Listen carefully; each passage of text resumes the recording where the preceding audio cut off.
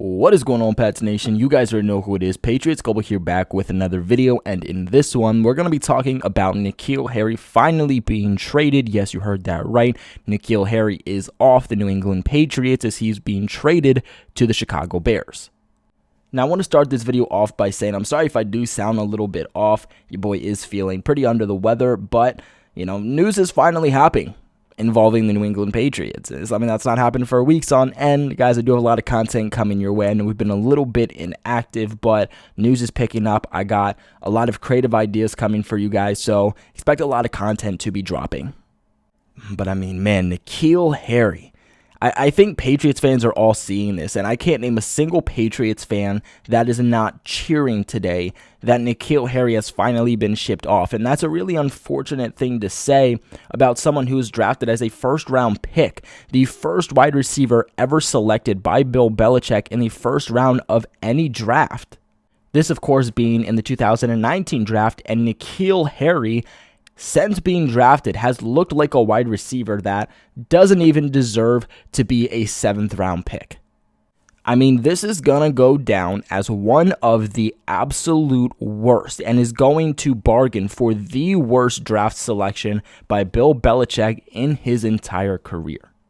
Now, again, as a first round pick in NKeal Harry, as a 32nd pick overall in the 2019 draft, spending 3 seasons in New England, he totaled 33 games, 103 targets, 57 catches for 598 yards and 4 touchdowns. He averaged 1.7 catches and 18.1 yards per game with a 55.3 catch rate. Absolutely absurd numbers for someone you took in the first round. Those are absurd numbers for anyone you took from, I would say, rounds 1 to 5. Now, as a 6'4" receiver, the Patriots originally thought that drafting NKeal Harry would give them that true outside perimeter receiver, that true X receiver that they were losing with Josh Gordon. They had finally found that guy. Things obviously didn't work out with Josh Gordon, as things for Josh Gordon just haven't worked out in his career with consistency. But they thought that they were getting that with NKeal Harry, and honestly, looking back, I don't know why the Patriots, Bill Belichick, or any team for that fact saw NKeal Harry as a true NFL wide receiver. NKeal Harry's 40 time in his 40-yard dash in the 2019 Combine was a 4.59. A 4.50. I've seen offensive linemen run faster 40-yard dashes than NKeal Harry, who almost clocked in a 4.640. Now, you could say Patriots global speed is not everything when it comes to being a threat as, an offensive weapon or a defensive weapon. And hey, you are completely right. But look, if you're not going to be a fast wide receiver in this league, you're not going to be somebody who can get down the field quick. You need to be, 1, very reliable. You cannot drop passes. 2, you have to have excellent feet work in order to get open, along with a very good route tree. And a guy who is 6'4", you got to know how to use your body to box out defenders because, again, you're not going to get down the field quick. So if your quarterback's going to throw you the ball, it's very much likely going to be a 50-50 ball because the odds of you getting separation on any defender are genuinely slim to none. Unfortunately for NKeal Harry, not only was he not fast, but he had terrible feet work that he did try multiple times to recreate, to correct, but just did not work. No route tree. So just had no means of getting open in the NFL. And not just that, but this man could not catch passes thrown his way. Only a 55% catch rate on the passes that were thrown his way while here in New England. I mean, there's times that we'd see NKeal Harry somehow miraculously wide open and would just drop a wide open pass. You're like, how do you drop that? I mean, dude, you've bummed out from being a first-round pick. You're not fast. You have no route tree. You have terrible feet work, and you can't even catch a simple pass that, 4th graders are passing back and forth during recess. And unfortunately for NKeal Harry fans, you can't even say, hey, it's because NKeal Harry had a bad quarterback. Because rookie season, NKeal Harry has Tom Brady, the greatest quarterback of all time, throwing him the ball. You can say not all, receivers work with Tom Brady. Okay. He's also worked with Mac Jones, who's very similar to Tom Brady in his playing style, but a little bit different. It didn't even work out with Mac Jones. And you can say, well, those are two similar quarterbacks, Patriots Global. He needs a very different styled quarterback. Okay, he had a very different styled quarterback in Cam Newton. He's had really every style of quarterback here in New England throughout his time the last 3 years and has not succeeded with any quarterback that has come in here. Unfortunately, NKeal Harry was one of those guys where there's times he would stand out in practice. He would look really good throughout the offseason. He'd have some shining moments there in the preseason, but the regular season came along. He was just one of those guys that can never carry it over to the regular season. And it was pretty obvious that this trade was coming. In fact, all of us fans and even the media were like, dear God, how is this guy even on the team still? How is he at OTAs? How is he at minicamp right now? Because let's remember, a year ago from now, NKeal Harry requested a trade from this team. But throughout minicamp, throughout OTAs that were open to the media, we saw that NKeal Harry wasn't running with this first team offense. He wasn't running with Mac Jones. He wasn't running with the starting receivers, tight ends, running backs.